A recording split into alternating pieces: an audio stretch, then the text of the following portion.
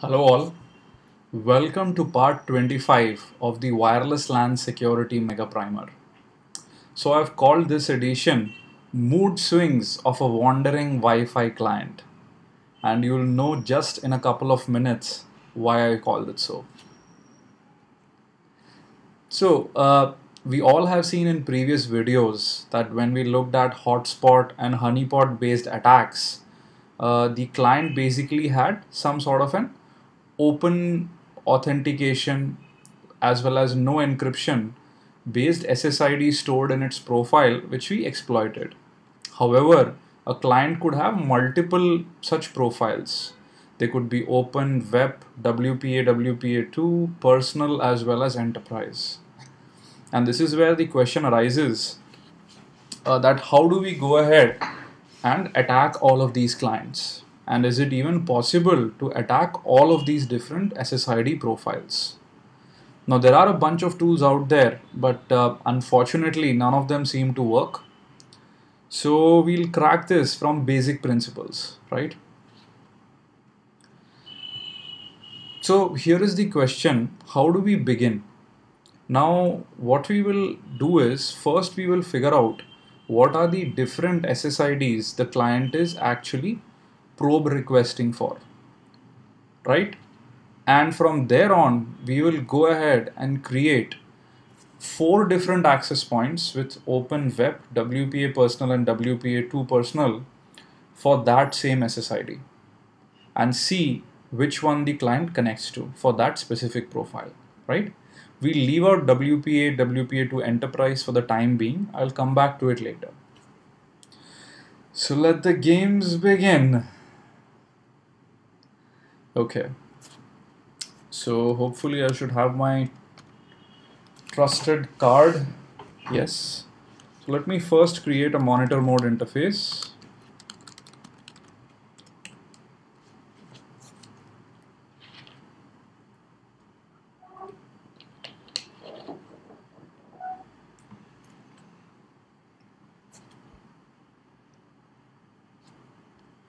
This is taking longer than usual, but we have it. And now let's use arrow dump to find the client. So I'm very sure we would find multiple SSIDs in clients, but what I'm interested in is always my little trusty phone. Okay, so here it appears, and let's see what all it's searching for.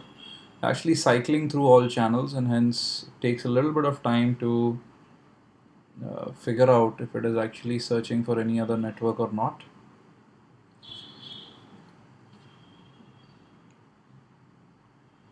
Right, one of the things which we could do, if you notice, this is quite bright for you actually.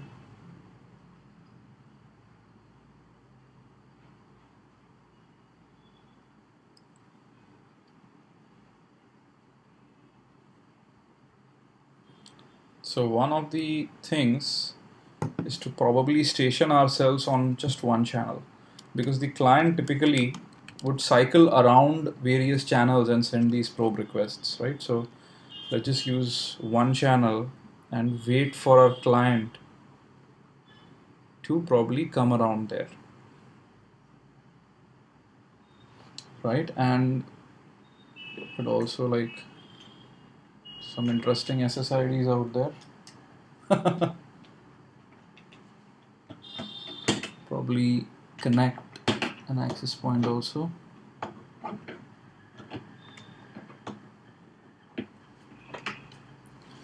Just add a little bit of more traffic here.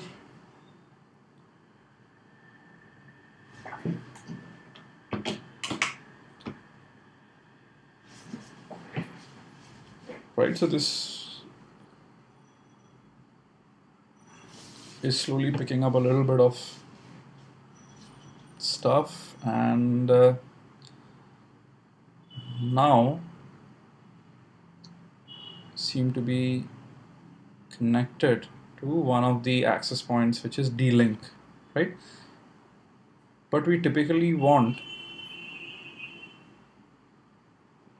a client which is actually roaming.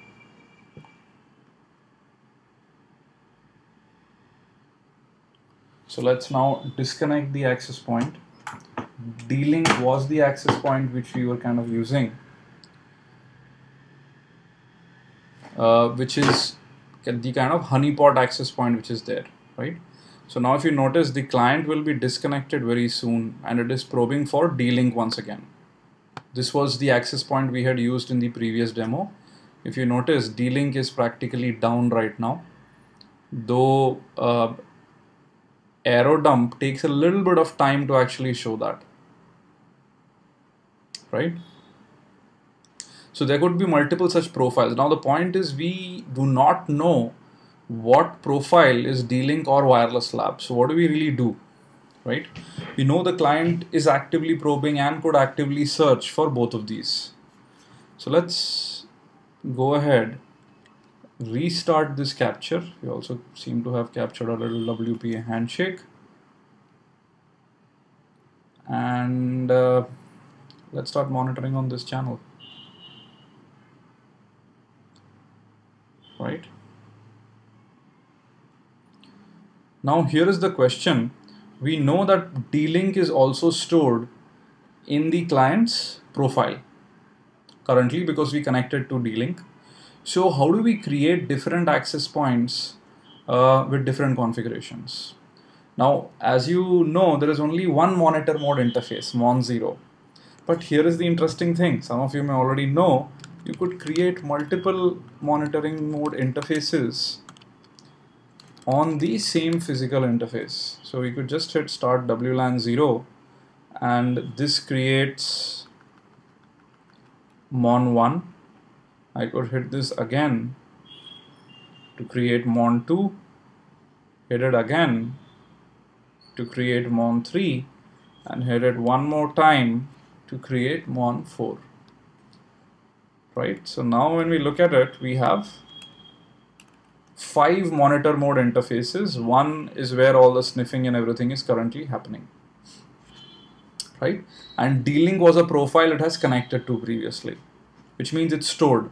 Now the interesting thing about couple of clients which I can kind of tell you is that they sometimes do not broadcast many of the SSID in their profile. So one of the interesting things I'm noticing with the iPhone is that it is going ahead and searching for wireless lab, right? But it's not actively searching for D-Link, but as soon as D-Link appears, it will try to connect to it. Anyway, coming back, once we know there is one such SSID, here is what we'll do. We'll use Airbase NG and create different access points. So the ESSID will always remain D-Link. What we will need to change is the MAC address, which is the BSSID of the access point. So let's call it AA, right? And this would of course have no encryption. So we'll create 4 of them: Open, Web, WPA PSK, and WPA2 PSK. Okay. So everything has to actually run on the same channel because we actually have one physical card. So the card can only be on one channel. If you put multiple channels, it will start multiplexing and that will not be good, I can tell you.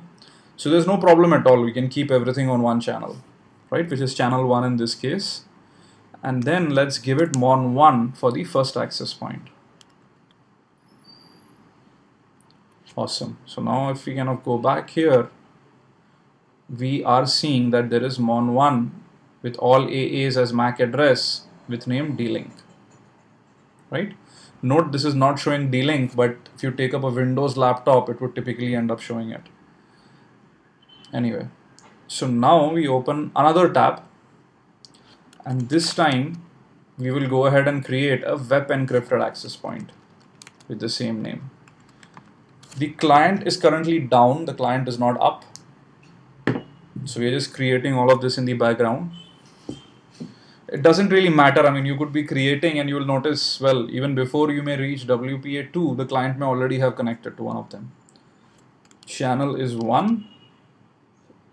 We want to set the web flag. And quickly check if there is anything else which needs to be set here. Well, I guess nothing else.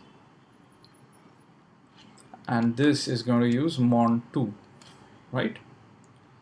Just check if there was any other option. Oh, oops, the MAC address will need to be changed here as well. Let's use BBs for this.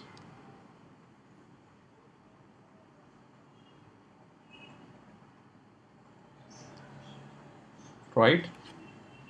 Probably want to use blah blah blah. Okay, no problem. Let's kind of go back here, and you would notice that now an access point with name D-Link and web has been created. Now let's create an access point using WPA PSK with, of course, the same ESS ID. D-Link, this time you have mon 3, I guess. Last one was mon 2. Yeah. And once again, we need to give a new MAC address. And now let's actually go ahead. Setting the web encryption flag is kind of helpful because typically this means there is encryption in the beacon frames. Now we'll actually use the -z option, and because we are using PSK currently, WPA PSK, let's just set it to TKIP. Right? Looks good. Okay. Oops, I think I gave the wrong option. It's -A for the MAC address.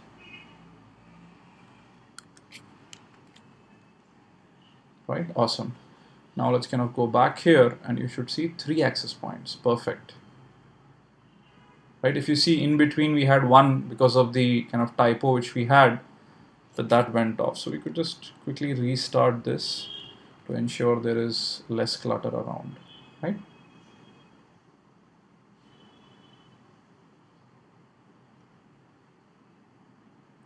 Okay, so we have web and we have PSK. I don't know why it's still listing the old one, but no issues.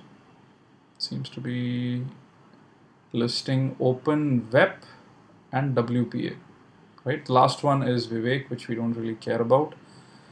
Now let's open up another tab. Use a new MAC address,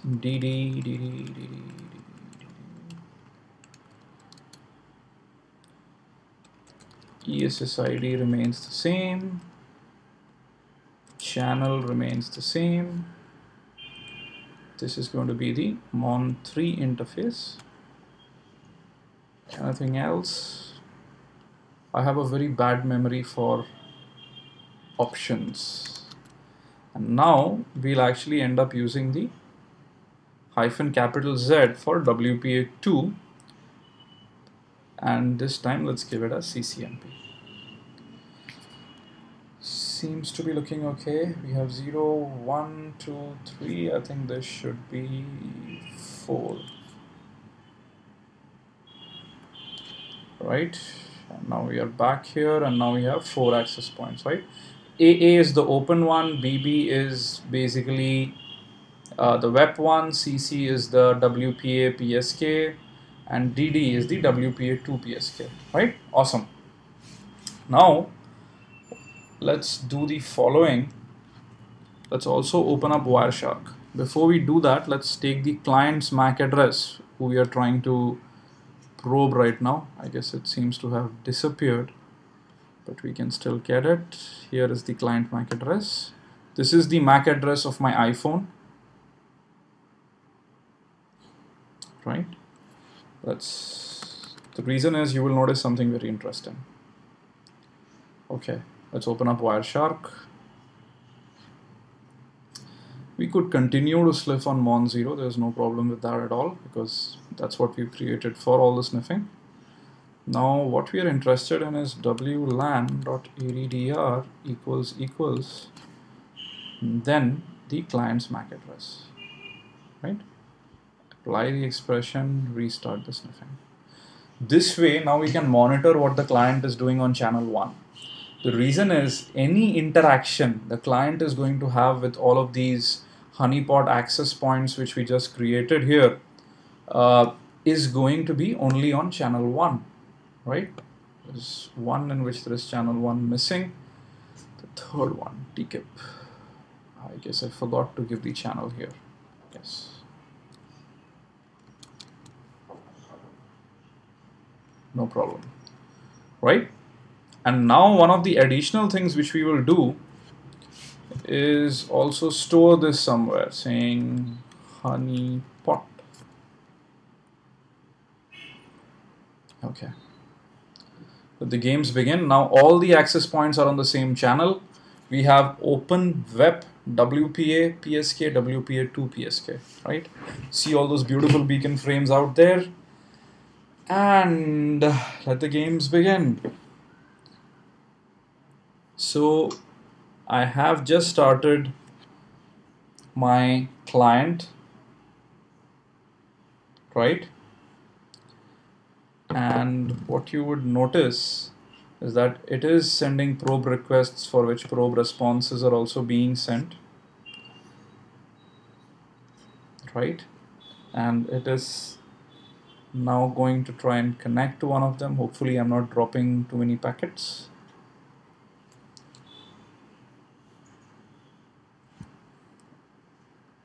And interestingly, the probe request and probe response sequence are kind of going by.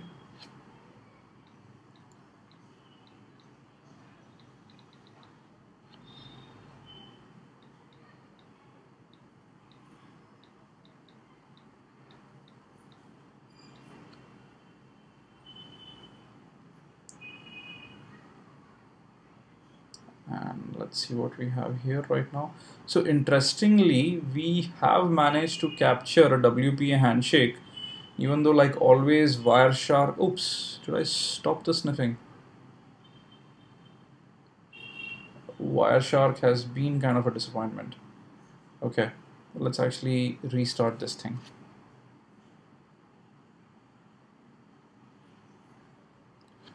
Right, let's restart this whole thing here. Let's go back to Wireshark. Let's restart the capture.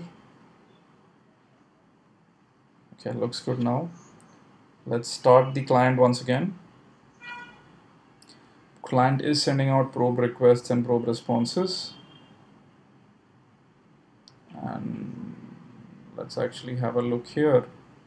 And if you notice, now it's probing for D-Link as well, because now over the air it is able to see D-Link. And interestingly, based on what kind of client you may have, it would take a little bit of time for it to kind of go ahead with it. Now the funny thing is that this could even be something which can be easily abused anywhere, right? Let's kind of go back here. Fortunately or unfortunately, okay, we are able to see a lot of interesting things happening here.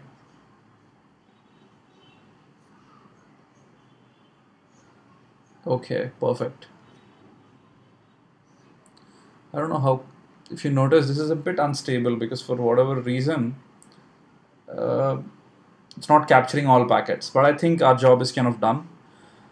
What you will notice is that the client just completed a Wpa handshake, right? And if we go here to each of these little tabs here, you will find that the client ended up connecting to this access point having WPA 1 TKIP as the configuration. And we will notice something very interesting which you will interpret shortly. If you notice, basically the exchange has happened for the first packet, second packet, and then there is a deauthentication sent from the client to the access point. This is very funny, right? So the first packet in WPA, if you remember the whole four-way handshake and exchange, is sent by the access point to the client, right? And the access point sends the authenticator nonce in it. Well, this is exactly what Airbase NG is doing. The client responds back with, of course, its own supplicant nonce along with the MIC over the frame body. Now, what happens is,